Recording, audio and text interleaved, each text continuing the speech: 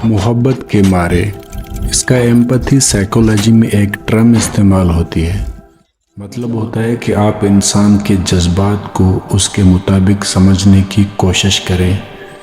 वो किस जाविये से हालात को देख रहा है वो समझें। वो क्या महसूस कर रहा है ये बात अहम होती है। अपने पाँव उसके जूते में डालकर देखें।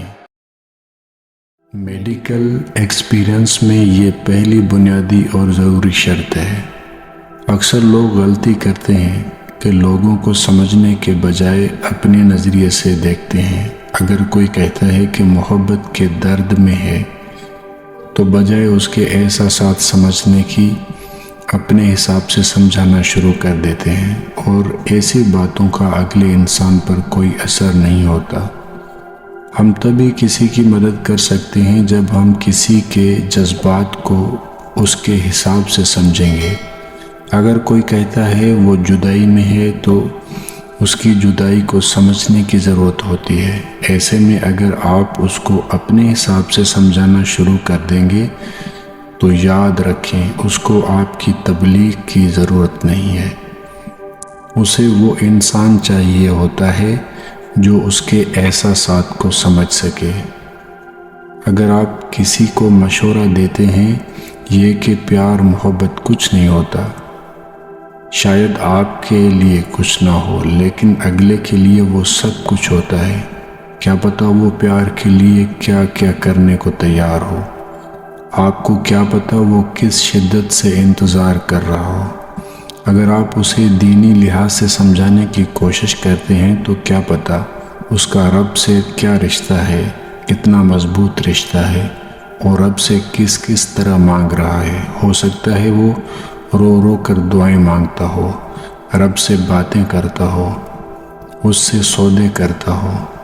अगर कोई इंसान ख्वाबों की बातें करता है, ख्यालों में खोया रहता है तो आपको क्या पता कि वो क्या क्या देख रहा है। आप उसको बताते हैं कि लाइफ में सिर्फ प्यार ही सब कुछ नहीं होता, ज़िंदगी में कुछ और भी करना चाहिए। आपको क्या खबर मोहब्बत मिलने के बाद वो आपसे 100 गुना ज़्यादा काम करे। मोहब्बत उसके अंदर इतनी एनर्जी डाल देती है जो आपके वहम व गुमान में भी नहीं होती। दूसरों की आंखों से देखना, दूसरों के कानों से सुनना और है। एम्पैथी दूसरों के दिल से महसूस करना है। जब तक आप उसके अंदर की दुनिया को नहीं समझेंगे उसे अच्छा मशवरा कैसे देंगे। आप कहते होंगे खुश रहा करो, परेशान न हुआ करो।